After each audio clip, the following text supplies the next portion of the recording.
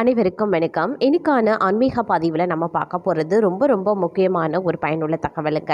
அதாவது ஆடி மாதம் அப்படின்னு வந்தாலே அதில் வரக்கூடிய ஒவ்வொரு கிழமையும் சரி, ஒவ்வொரு திதினாலும் சரி, நமக்கு விசேஷ நாட்கள் தான்.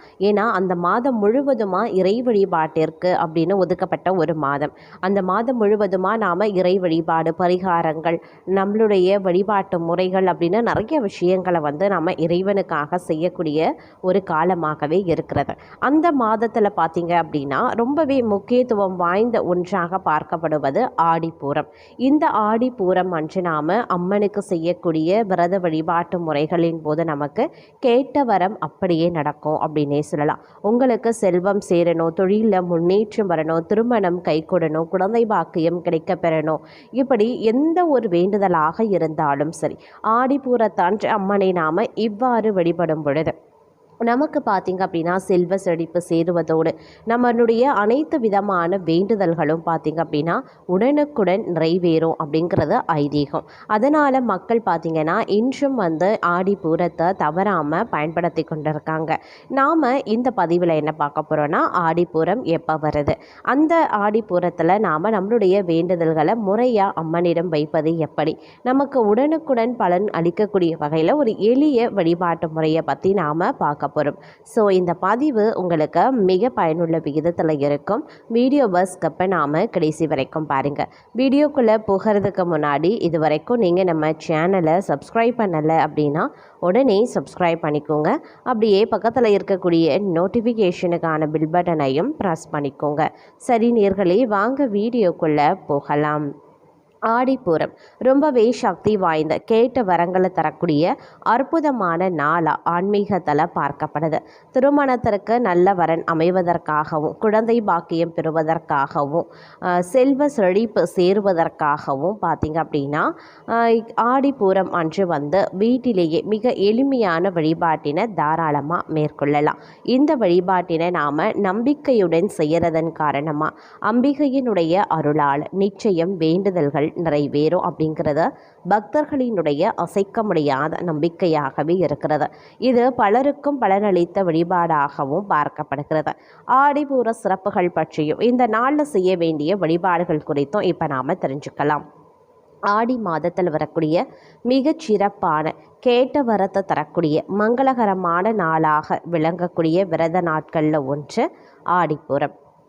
ஆடி மாதத்தில் வரக்கூடிய பூர நட்சத்திரத்தை ஆடிப்பூரம் திருநாளாக கொண்டாடுறோம். சைவம், அசைவம், வைணவம் அப்படின்னு பார்த்திங்கன்னா அனைத்து கோவில்கள்லையும் பார்க்கும் பொழுது மிக விமர்சையாக ஆடிப்பூரம் கொண்டாடப்படுவதுண்டு. காரணம், மற்ற நாட்கள்லையெல்லாம் பக்தர்கள் தான் கோவிலில் இருக்கக்கூடிய அம்மனை தேடி சென்று தங்களினுடைய குறைகளை, கஷ்டங்களை தீர்க்கும்படி முறையிட்டு அம்பிகையினுடைய அருளை வேண்டி வழிபாடு செய்வாங்க. ஆனால் பக்தர்களுக்கு அருள் புரிவதற்காகவே அம்மனே பூமிக்கு தேடி வரக்கூடிய நாளாக ஆடிப்பூரம் கருதப்படுகிறது. ஆடிப்பூர நாளில் அனைத்து அம்பிகையின் வடிவங்கள்லையும் அன்னை பராசக்தியின் தெய்வீக சக்தி முழுவதுமாக குடிகொண்டிருக்கும் திருநாளாக இந்த நாள் கருதப்படுது.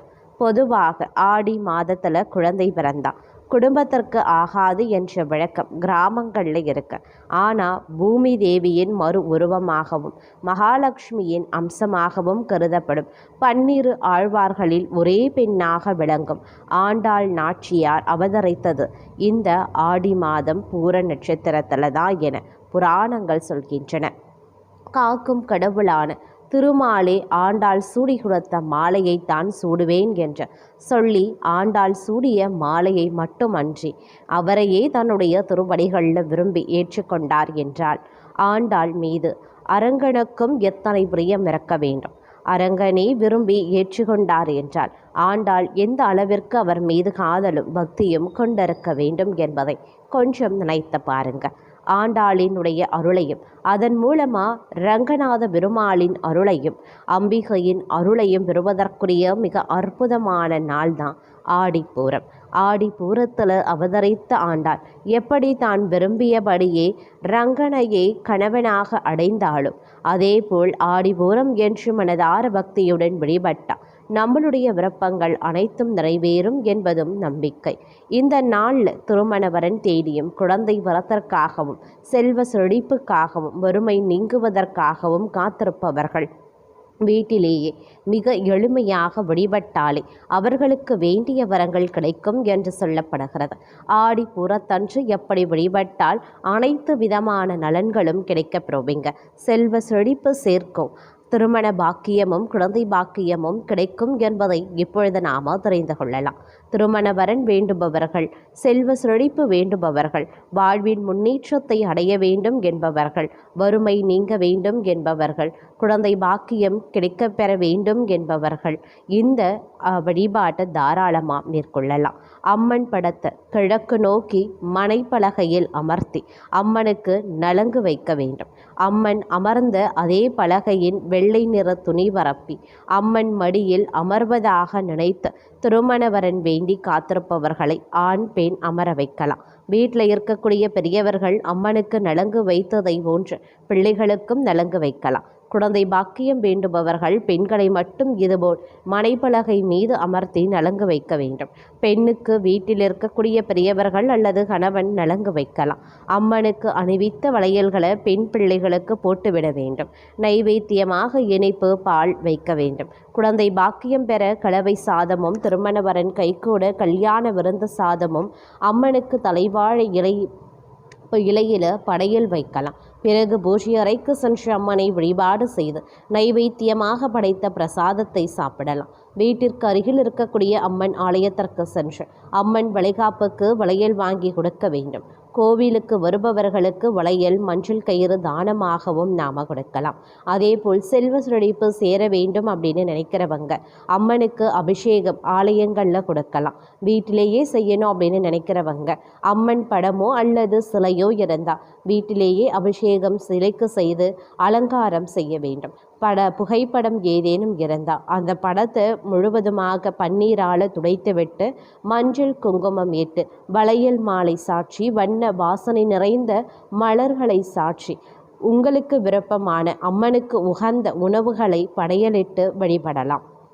மாலை நேரத்தில் விளக்குகளை ஏற்றி அம்மனை வழிபாடு செய்வதன் மூலமாகவும் மாலை நேரத்தில் அம்மன் கோவிலுக்கு சென்று இறைவனை தரிசித்து வருவதன் காரணமாகவும் செல்வ செழிப்பு அதிகரிக்க செய்யும். உங்களுடைய மனதில் இருக்கக்கூடிய எப்பேற்பட்ட வேண்டுதல்களாக இருக்க பெற்றாலும் அம்மனின் திருவடிகளில் அதை சமர்ப்பித்து நீங்கள் வேண்டக்கூடிய பட்சத்தில் அது அப்படியே உங்களுக்கு நிவர்த்தியாகும் என்பது காலங்காலமாக பின்பற்றி வரக்கூடிய ஒரு ஐதீகமாகவே பார்க்கப்படுகிறது.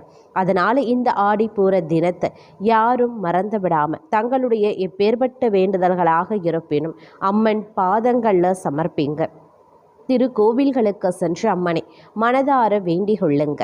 கண்டிப்பான முறையில் தங்களுடைய வேண்டுதல்கள் கேட்ட வரங்கள் நிச்சயம் அடைய பெறுவீங்க அப்படிங்கிற ஒரு அருமையான ஆன்மீக பதிவோடு இன்றைய பதிவை நாம் நிறைவு செய்து கொள்ளலாம்.